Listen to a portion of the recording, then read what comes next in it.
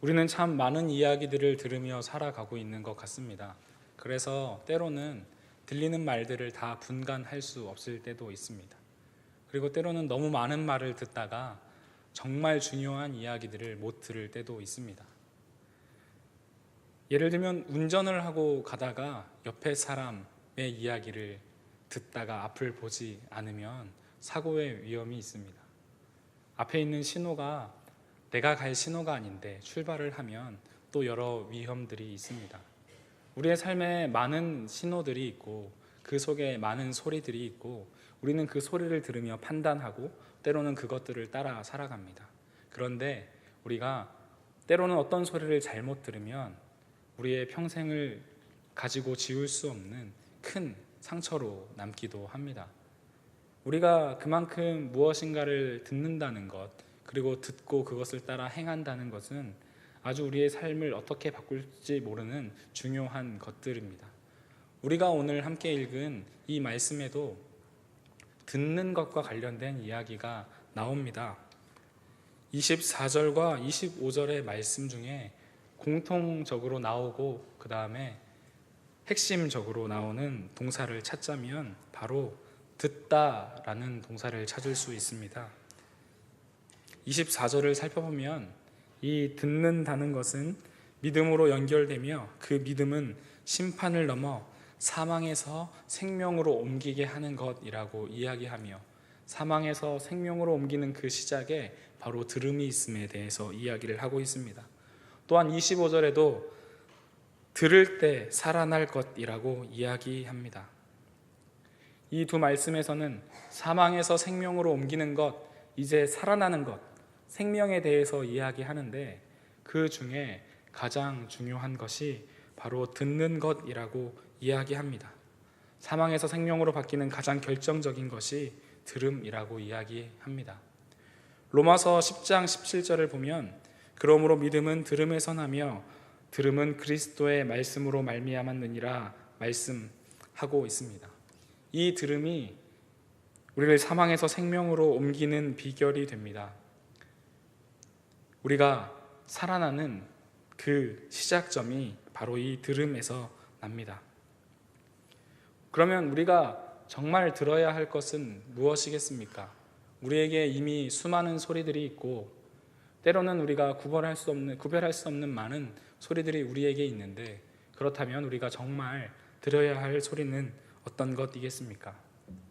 제가 방금 읽어드렸던 로마서 10장 17절에서도 들음은 그리스도의 말씀으로 말미암는다 라고 이야기하고 있고 오늘 우리가 함께 읽은 24절에는 내 말을 듣는 자, 듣고 라는 말이 있습니다. 그리고 25절에는 하나님의 아들의 음성을 듣는 자, 공통적으로 이야기하고 있는 것은 우리의 구주 되시는 하나님의 아들이신 예수 그리스도 그분의 말씀을 듣는 것이 우리를 사망에서 생명으로 옮기게 하는 참 그 비결이라고 이야기하고 있습니다.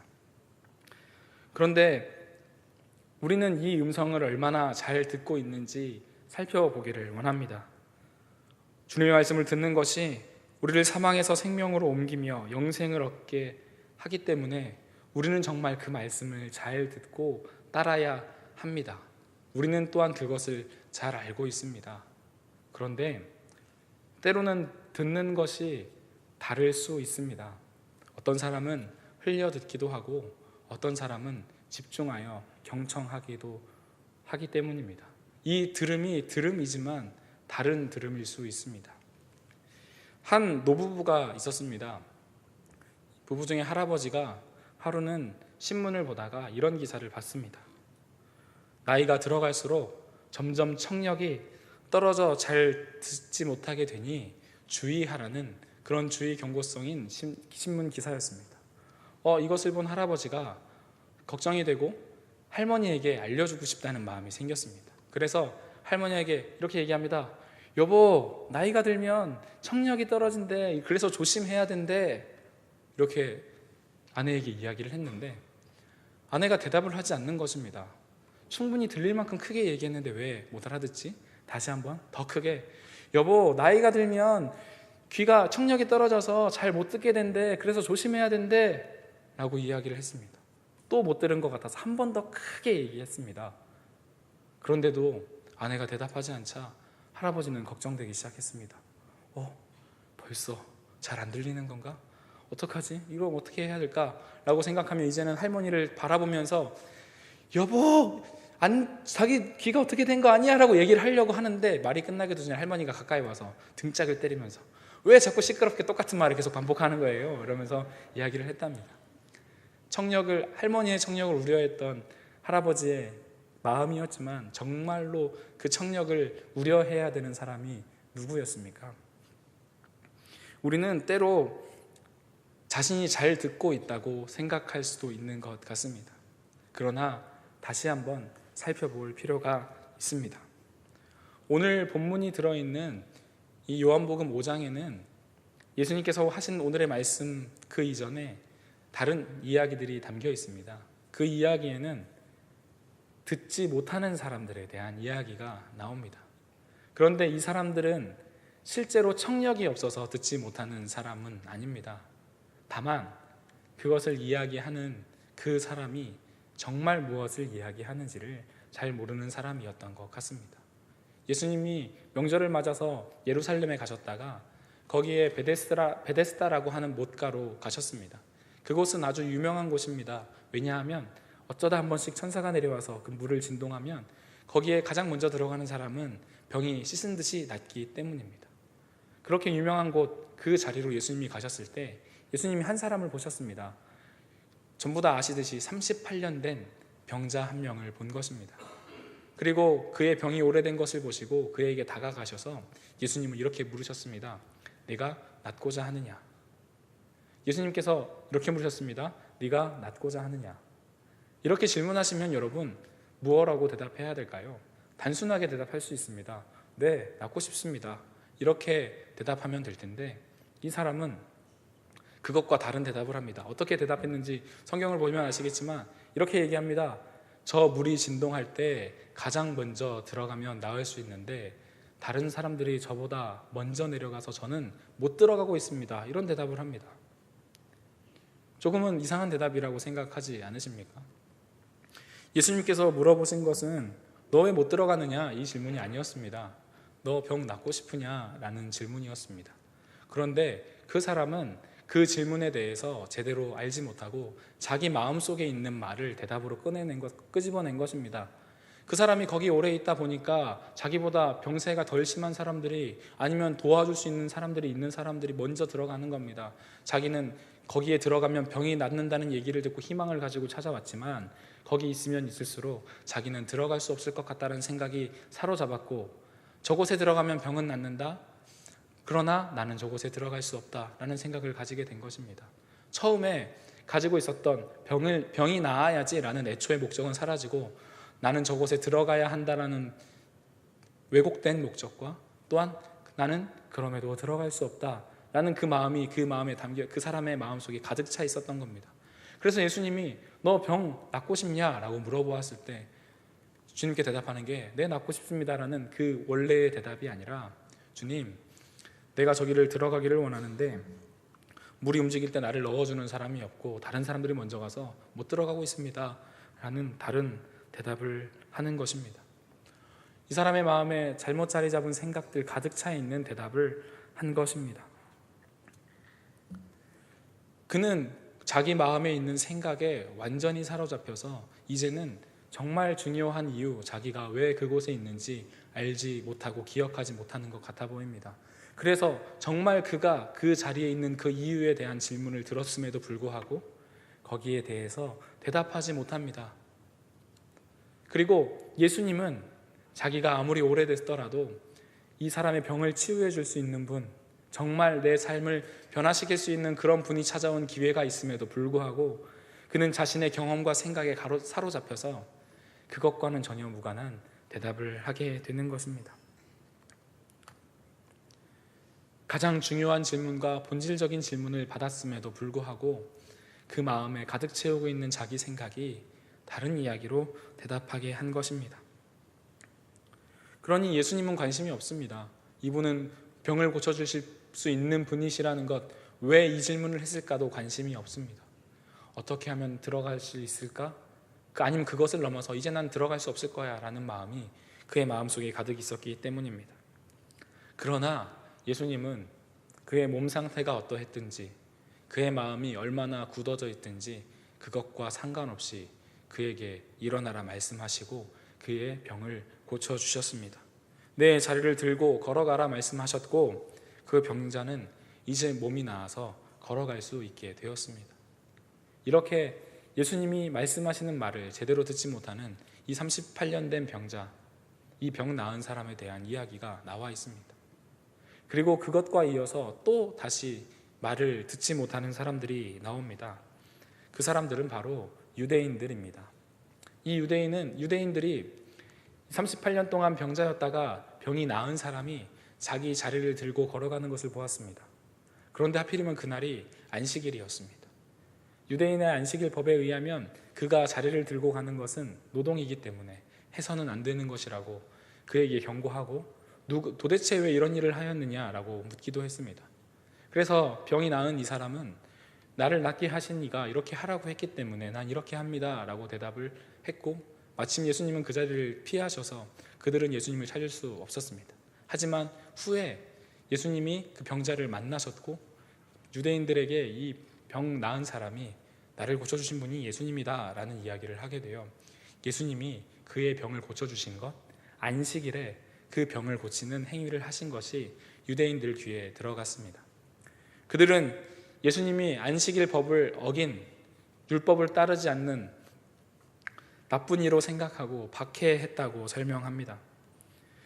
사실 예수님이 안식일 법을 어기신 것보다 38년 동안, 어떻게 보면 고대 우리보다 훨씬 짧은 수명을 가지고 살아가는 그 사람들의 일생이라고도 이야기할 수 있는 그 세월 동안 아팠던 그 사람이 이제 자기가 누워있던 자리까지 들고 일어나 자기 집으로 돌아갈 수 있을 정도로 건강이 급격하게 회복된 그 상황, 그 놀라운 일 앞에서 이 사람들은 놀라운 일은 보지 않고 왜 안식일을 범했느냐, 이것이 더 중요한 일이 됐습니다. 예수님이 하신 이 일은 분명히 사람으로서는 할 수 있는 것이 아니고 분명히 하나님으로부터 난 일이 분명함에도 불구하고 이 사람들은 그 놀라운 일, 하나님이 하신 놀라운 일보다 자신들이 가지고 세우고 중요시 생각하는 그 안식일 법이 그들의 앞에 있던 것입니다. 그런데 여러분, 사실 안식일은 왜 생겨났겠습니까? 출애굽기 20장과 신명기 5장에 10계명의 계명이 나오고 그 중에 안식일의 계명이 있습니다.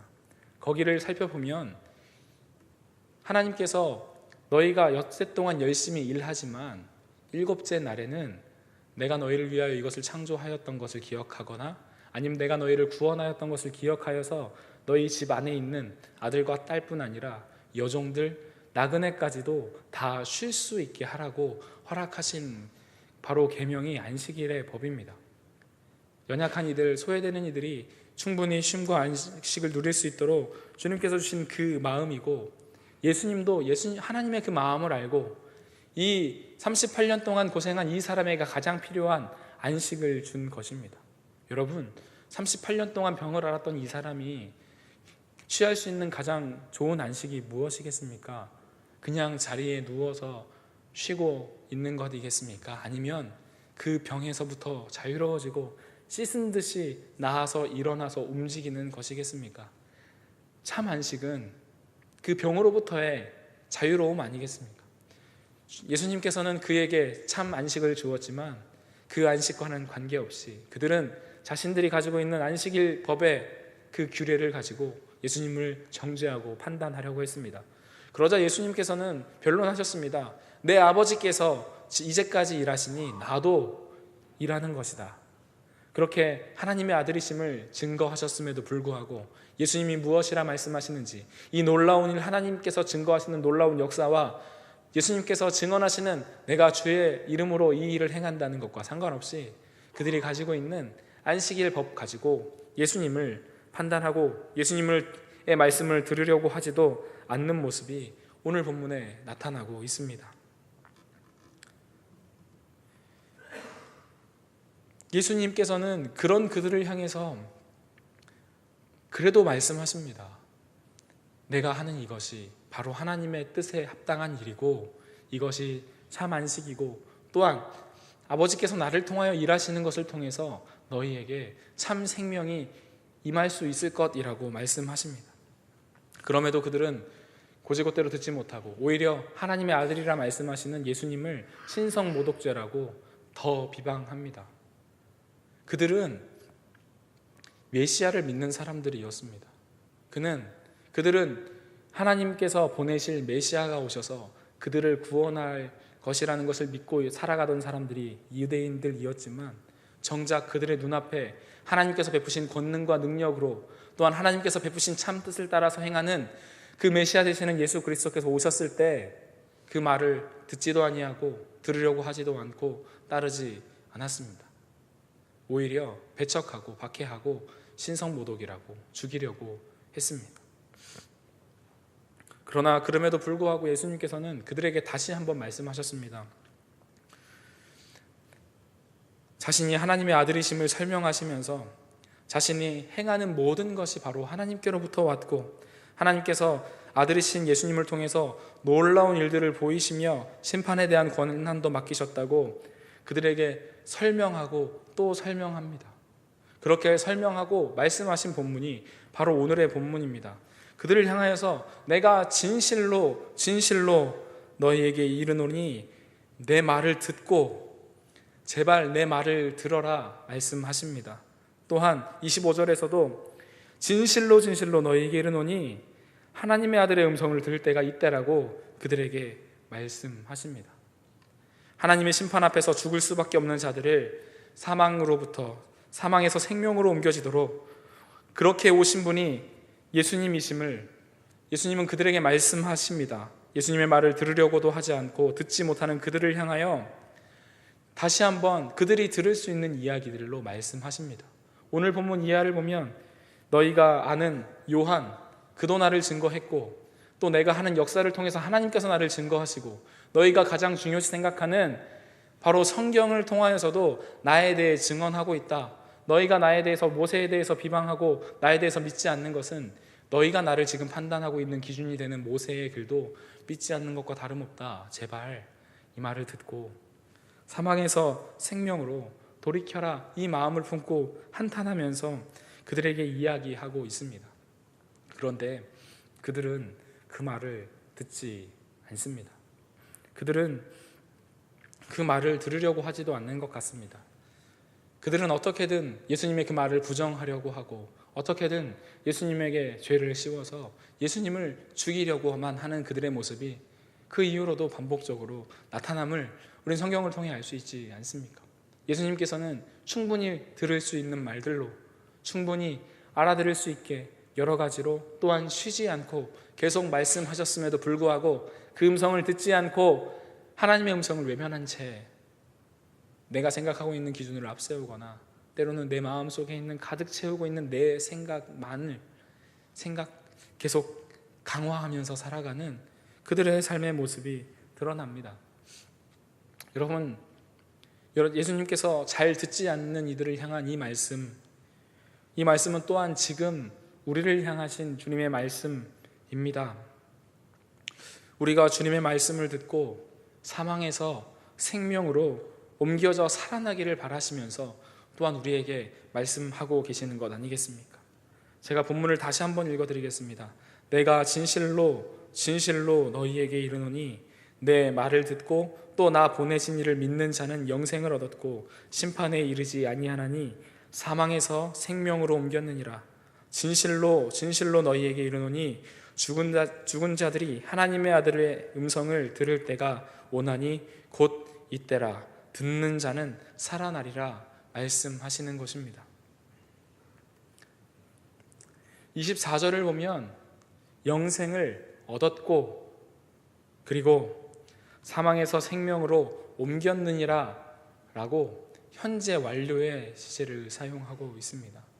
예수님께서는 우리에게 말씀하실 때 언젠간 그렇게 될 것이니 믿어라가 아니라 이미 확정되었으니 따라오라고 강력하게 초청하시는 것입니다.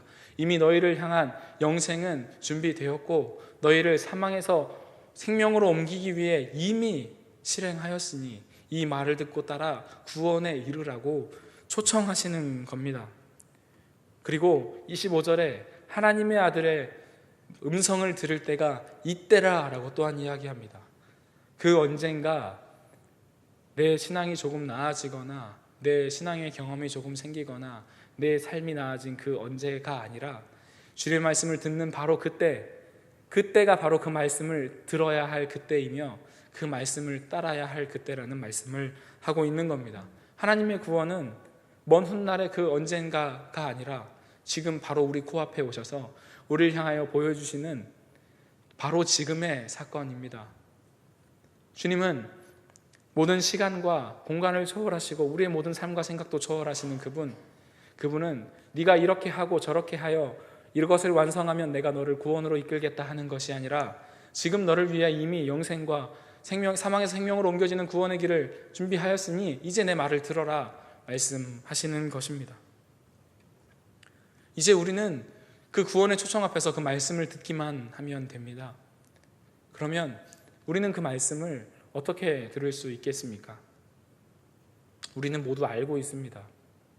우리는 성경의 말씀을 통해 그 안에 있는 주님의 말씀과 주님의 제자들의 말씀과 예수님을 향한 수많은 증언과 예언들이 하나님의 마음, 그 모든 것이 담겨있는 성경을 통해 주님께서 우리에게 하시는 말씀을 지금도 들을 수 있습니다. 말씀을 통하여 그 사이에 성령께서 또한 역사하여 주심으로 우리가 성경을 읽을 때의 주의 말씀, 그 뜻을 깨닫기도 하고 단에서 선포되어지는 설교 말씀 가운데서도 또한 주님께서 우리에게 말씀하시는 그 음성을 들을 때가 있습니다.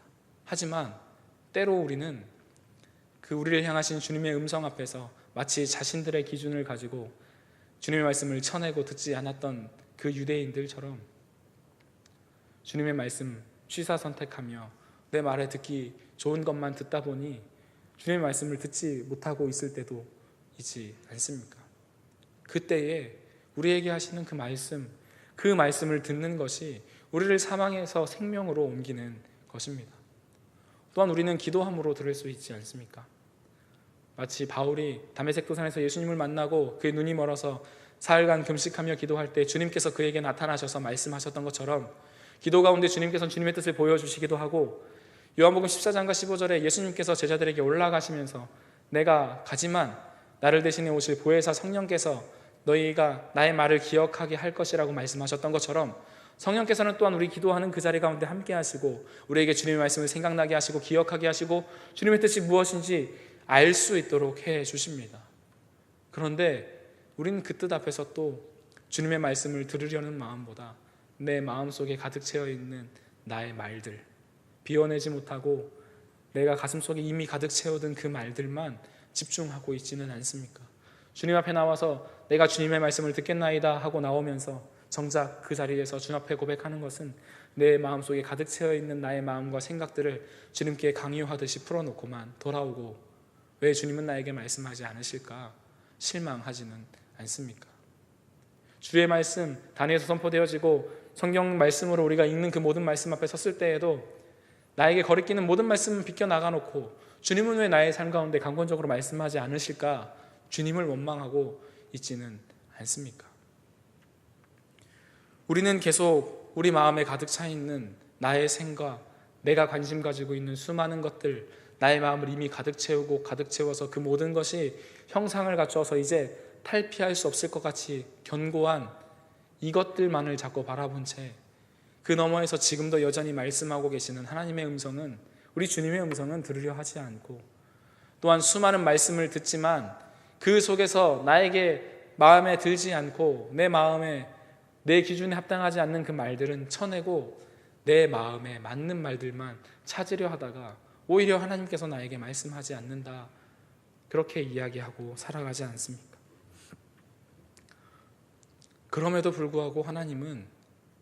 그럼에도 불구하고 우리 주님은 지금도 여전히 우리에게 말씀하십니다.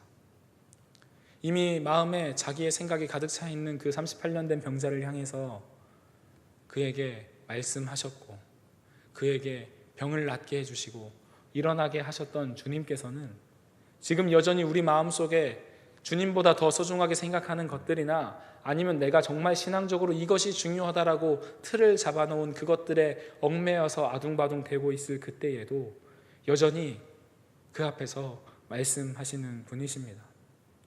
유대인들이 안식일의 법을 들먹이면서 예수님의 말을 부정하고 예수님을 박해하고 죽이려고 할 그때에도 그들을 향하여서 바로 하나님의 뜻대로 오신 분이시며 스스로 메시아이고 그들을 구원할 분이시라고 그들에게 굳이 말씀하지 않으셔도 그분은 이미 메시아이시고 구원자이시고 모든 능력이 있으신 분임에도 불구하고 그들을 향하여 죽기까지 사랑하시고 말씀하셨던 것처럼 때로 우리가 주님의 말씀, 정말 하나님의 뜻보다 내 기준, 내 삶을 앞세우고 살아가는 그때에도 주님은 말씀을 멈추지 않으셨습니다. 지금도 우리를 향해서 말씀하십니다. 때로는 그 말이 듣고 있자니 마음이 불편하기도 해서 따르고 싶지 않을 수 있고, 때로는 그 말이 정말 내 상상으로, 내 계산으로는 말이 되지 않는 일이어서 그것을 따른다는 것이 정말 맞기는 한 일인지 의심이 되기도 합니다. 그리고 주님께 오히려 주님 이것만은 제발 아니게 해주십시오라는 우리들의 강렬한 염원이 담겨 있어서 제발 주님이 건드리지를 않기를 원하는 그것, 하지만 주님 이거 버리면 더 자유해질 것이라고 말씀하시는 그 말씀이 지금 우리를 향해서 주님께서 하시는 그 말씀입니다. 그런데 저도 우리도 주님이 말씀하지 않는다고 자꾸 우리 주님을 원망하면서 살고 있지는 않습니까? 여전히 말씀하고 계셨고 한 번도 우리를 향하신 그 뜻의 말씀을 멈춘 적이 없으셨고 우리가 아무리 그것을 튕겨내도 끊임없이 다가오셨던 주님이 지금도 우리를 향해 말씀하고 계신다는 것을 늘 기억하기를 바랍니다. 우리가 정말 주님을 원수처럼 여길 그때에도 주님은 우리를 바라보고 계십니다. 로마서 5장에 우리가 아직 죄인 되었을 때 그리스도께서 우리를 위하여 죽으심으로 하나님께서 우리에 대한 자기의 사랑을 확증하셨다는 그 말씀처럼 우리의 어떠함이 우리에게 구원을 주는 것이 아니고 우리의 어떠함이 우리를 거룩하게 만드는 것이 아니라 하나님의 그 손길, 하나님 안에 있는 것이 우리에게 구원이 되는 것이고 우리에게 참 능력이, 우리의 참 생명이 되는 것입니다.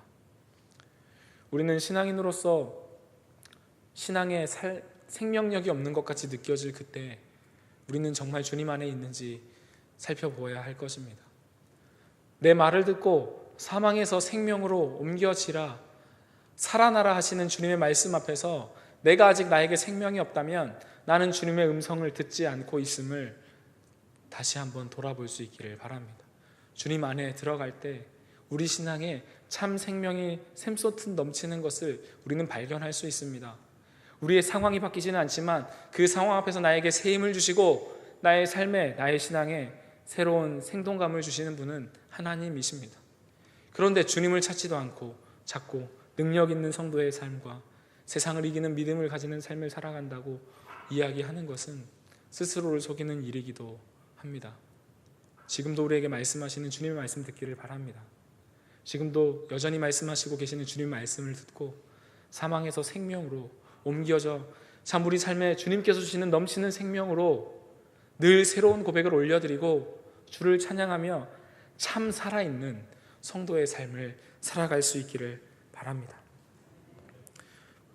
늘 주님의 그 은혜와 그 사랑, 그 새 생명이 우리 삶 속에 가득 차며 그렇게 기쁘고 행복하게 늘 살아있음을 고백하는 우리의 삶이 될 수 있도록 늘 주님 음성 바라보며 살아가는 우리의 삶, 그 소망과 기쁨이 넘쳐나는 삶을 간절히 소망합니다.